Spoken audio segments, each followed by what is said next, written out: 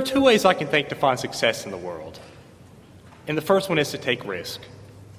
Watson was right when he said that success is often found from failing. Unless you plan to happen upon extreme luck by winning the lottery or something like that, you're going to have to go out into the world and make something of yourselves, right? Have a plan. Go to college, enhance your human capital, and go out into the world and make something of yourselves. The extent of human capital and how it is applied determines your success in life. And when you go out into the working world, I really hate to be depressing, most of us will fail, and we will fail miserably. But it is how you deal with that failure that will determine your success. The worst thing you can do is accept it. Do not accept it. The only thing you should be accepting is that failure is natural and that you're becoming better through that process. I'd like to share some stories about failure, and you can tell me if these people accepted their failure or if they learned from their mistakes to better themselves.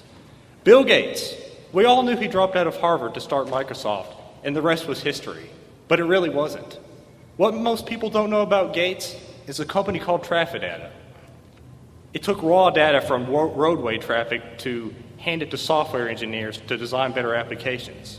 It was a complete failure with no sales, and it was embarrassing for Gates. A few years later, he renamed the company Microsoft, and the rest was history.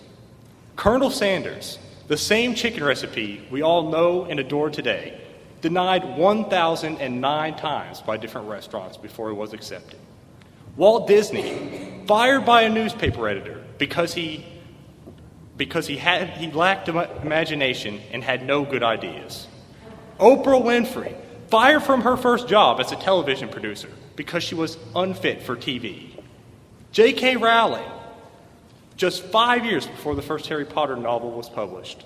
She was divorced, severely depressed, had published a series of novels with no sales, and she was on welfare. Michael Jordan, cut from his high school basketball team. Dr. Seuss, first book rejected by 27 different publishers.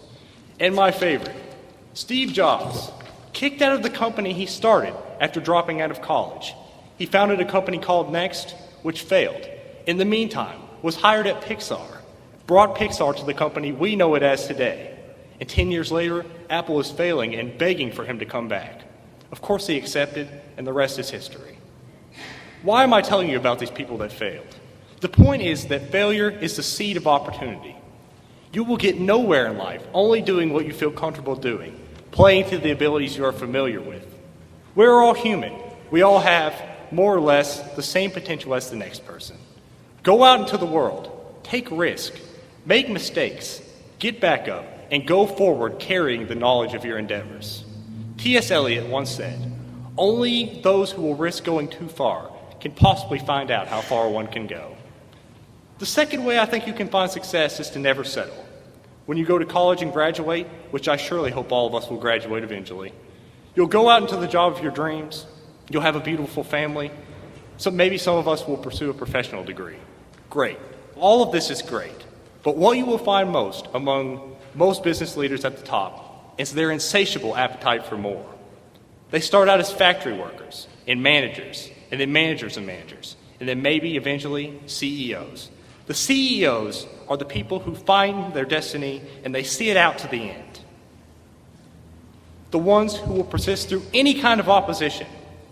They will push until they cannot possibly push anymore.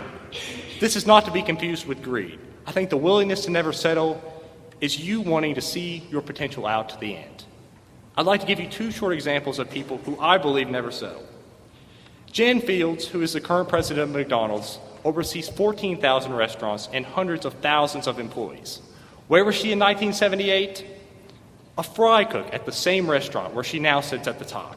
Can you imagine that? Literally working from the absolute ground floor of a company to becoming its most esteemed staff member. How did she get there? Because she never settled, and she had the desire to reach her true potential. Everyone knows I like Donald Trump, but most people don't know why. In the 60s, he entered into real estate with his father, and they were a big success. They made millions every year on various projects in Brooklyn. In 1971, he went against his father's wishes and moved to Manhattan. Why? Because he knew there would be limits to middle-income housing in Brooklyn, and he thought that real estate could be a worldwide enterprise, and not just a small practice in Brooklyn. To make a long story short, it obviously worked out for him, right? But what is inspirational to me is that he turned down what was obviously set up for him as a comfortable life, to fulfill a dream, to go out on a whim, to take risk and to fail, and to never settle. In conclusion, if I could offer you any advice, it's to take risk, to never settle. If you find yourself questioning if you were meant for more, if your potential outweighs your current circumstance, it probably does. One of my favorite quotes to live by is, shoot for the moon. Even if you miss, at least you'll land among the stars. Thank you.